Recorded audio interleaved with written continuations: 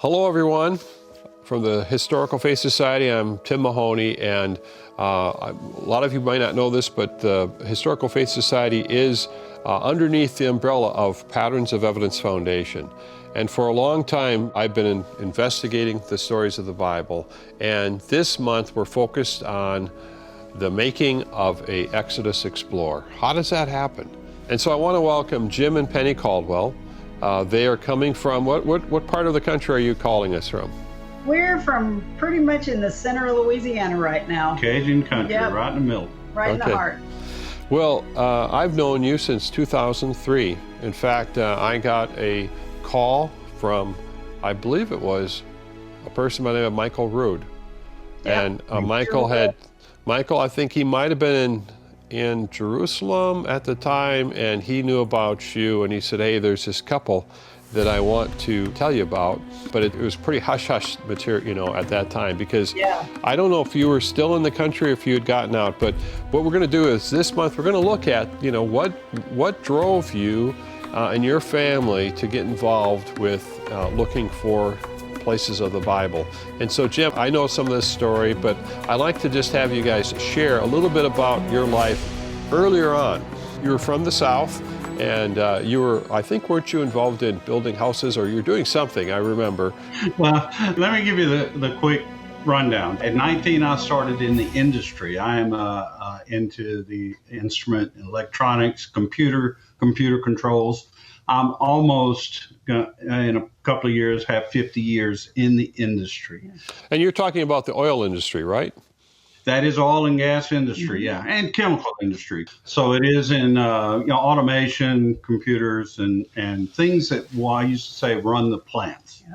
So I was there in 15 years with that company. Something happened in the process. I started building homes and energy efficient homes in the mid 80s. And, the economy went south in about 85. And so I started looking at options to go after and help our situation in the building industry.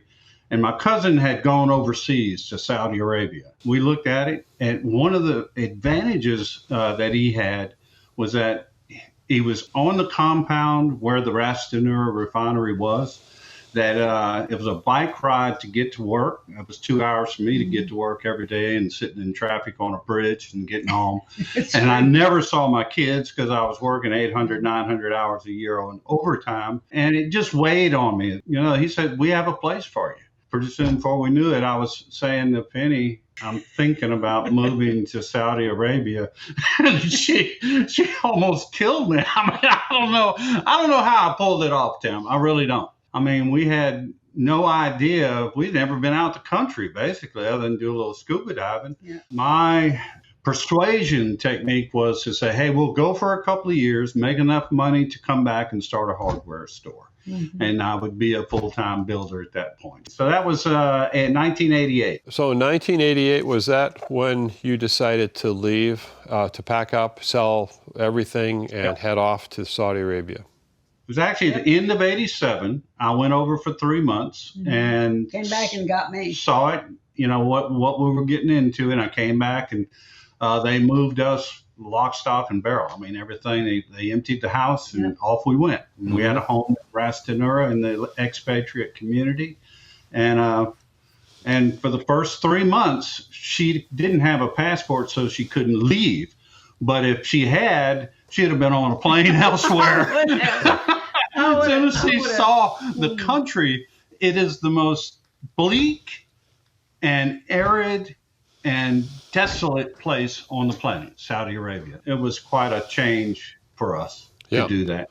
Right. And I have to believe, Tim, that this whole thing was orchestrated by God because of what ends up happening later on in the time we spent in Arabia. We were there for 12 years, not 2. Yeah. Like I originally promised. Yeah. I mean, moving from, let's say, I would think a fairly wet and lush area of, were you living in Louisiana, Mississippi, or sometime in that area, somewhere in that area? Yep. Yeah, to the desert of Saudi Arabia.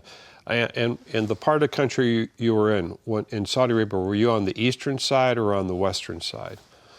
Yeah, we were almost directly on the Persian Gulf. In fact, that's probably one of the things that enabled me to finally get used to being there. The Persian Gulf is quite beautiful. And the Ras Tanura compound where we actually lived was a really nice neighborhood, and all behind walls and everything. And on the compound itself, it was very beautiful. And we ended up just being in the first house we were there, just a few blocks from the beach.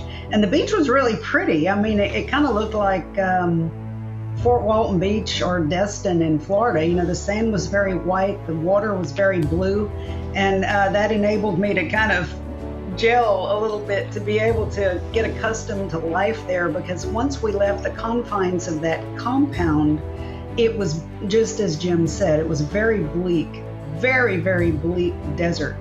But it was interesting because within about 6 or 7 months of the time that we landed there, there were a few people that would go out in the desert camping, and we got hooked in with a group of people like that. And within the first 8 months we were there, we literally drove with a couple of other trucks from the Ras Tanura in the eastern province of Saudi Arabia. We drove all the way up the pipeline road, which is what they called it, and took a trip all the way to Jordan in our truck. And it was as though from the moment we landed, we got into this desert mode. And I mean, as time went on, we could see the handwriting on the wall, so to speak, because we were becoming accustomed to how to live out in the desert for days at a time, and what you had to bring,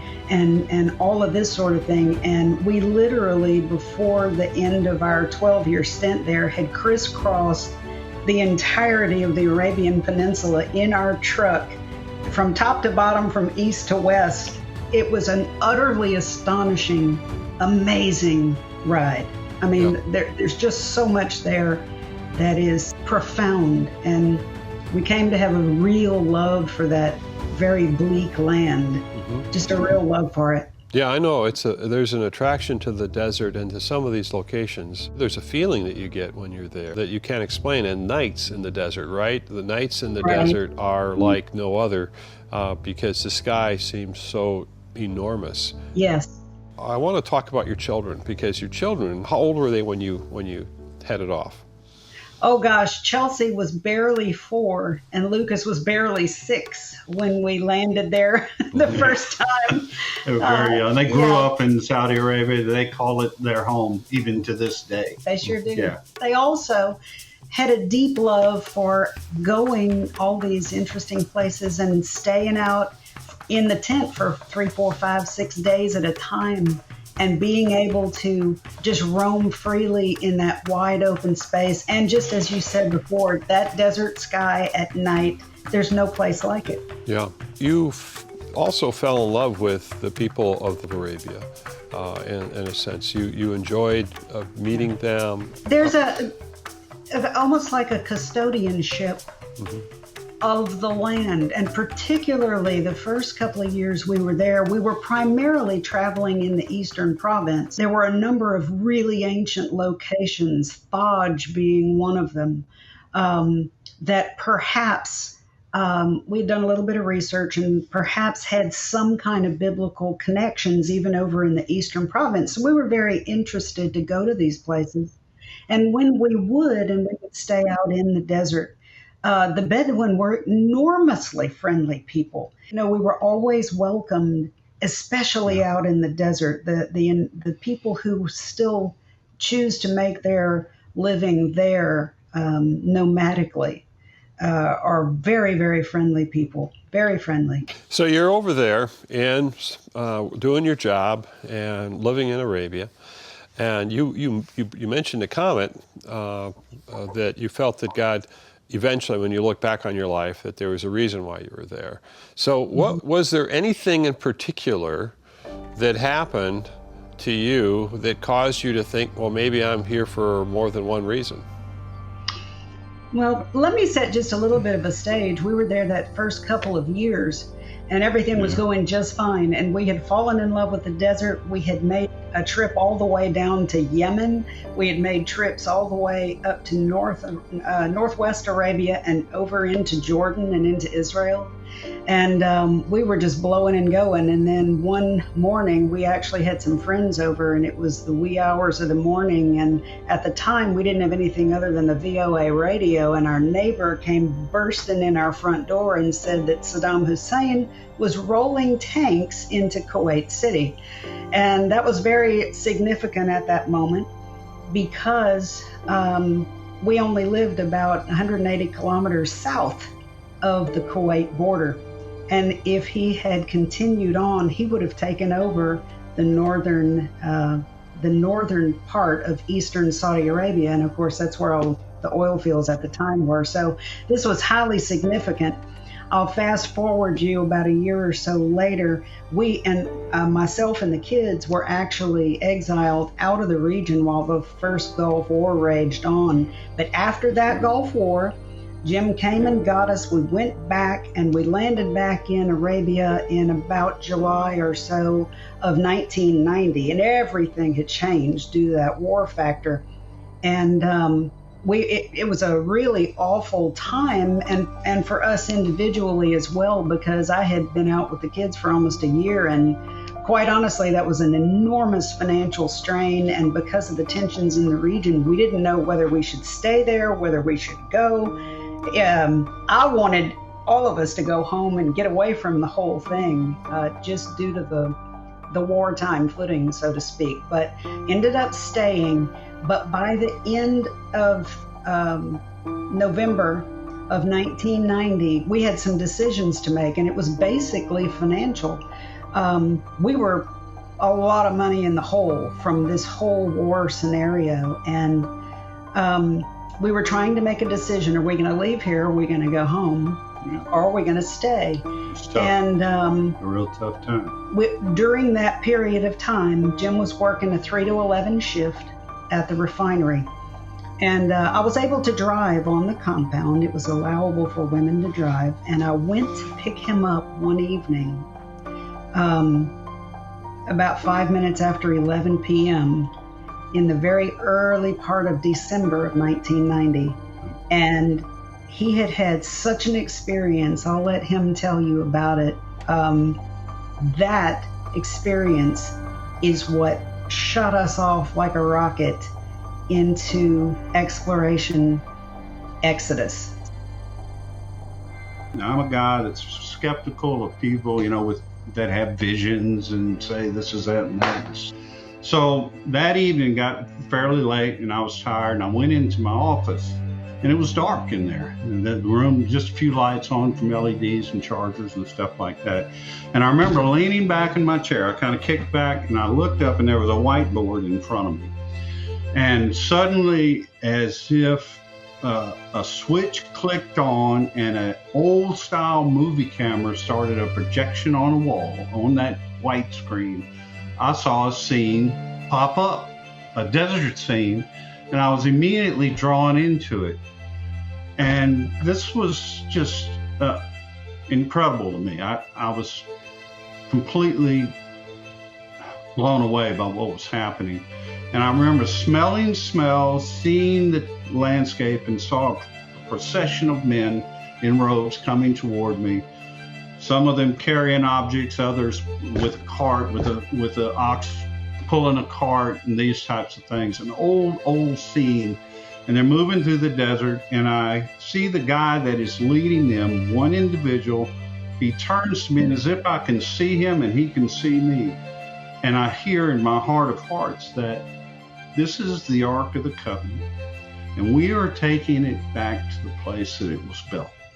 It was like a calling. And suddenly it quit. So I quick-paced out of the refinery, saw her headlights coming down the road, and then that's where she picks it up and says, "What happened to you? What is going on?"